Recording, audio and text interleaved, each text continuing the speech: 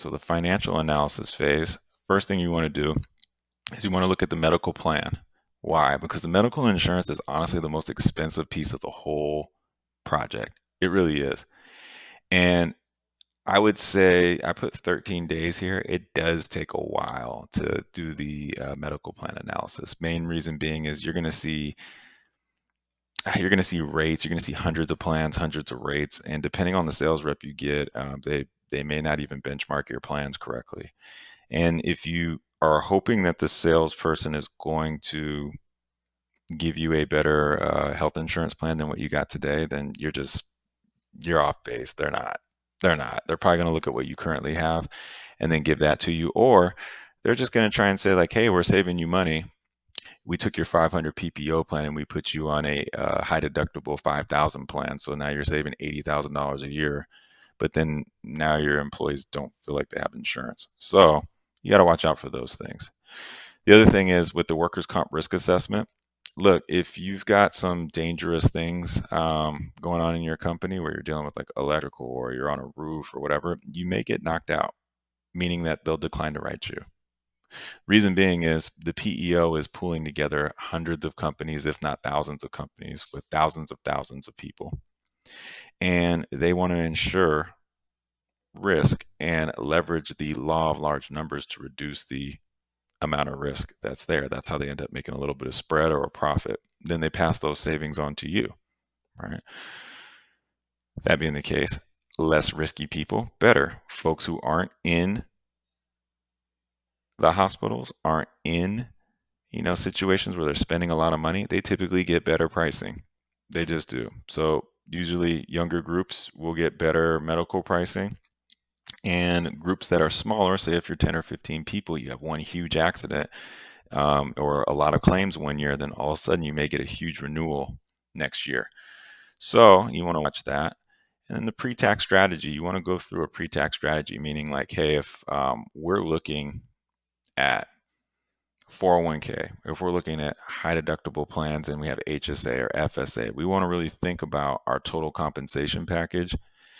Because at the end of the day, if somebody's on a $100,000 salary, they're not just 100,000. You got to add like 25% to that. You've got payroll taxes, you've got workers' comp, you've got 401k contributions, hopefully.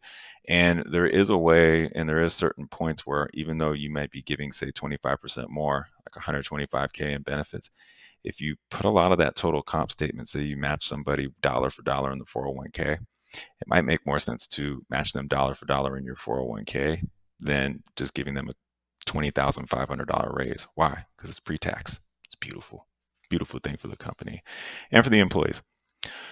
Payroll and reporting assessment.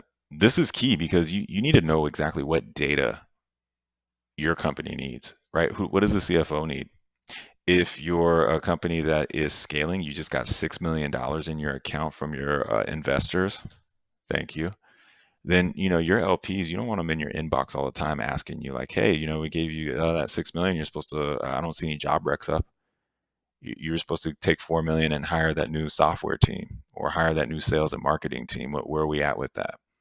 So you need to know exactly what reporting information you can give out. How many interviews have we had? What's our time to hire?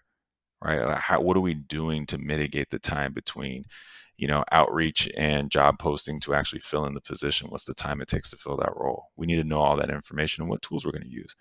Because you might go to your lead talent acquisition person and they're like, hey, I love Greenhouse, or I like Employee Navigator, or these other different products that are out there. So then you want to look at pricing and services too, because there's some companies that, the cheaper they are, the less service you're going to get. So it's more tech based.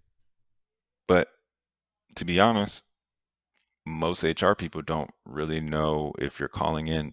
A lot of people don't even know what their problem is, right? I don't know what to ask for because my employee just threw up in the middle of the floor and somebody slipped and fell, and I'm not really sure if there's an issue there. Like, what should I be doing? What do I have to report? Well, there might be OSHA logs that you have to report. Depending on the type of materials that are around, you might need to do some additional cleanup. I mean, do you have a policy in place for that? Do you have a handbook? Do you have a safety policy? Do you have, do you have to get workers' comp involved? Is it health insurance or is it a workers' comp claim? Who knows? right? Do you need to call your lawyer? I mean, what do you do, right?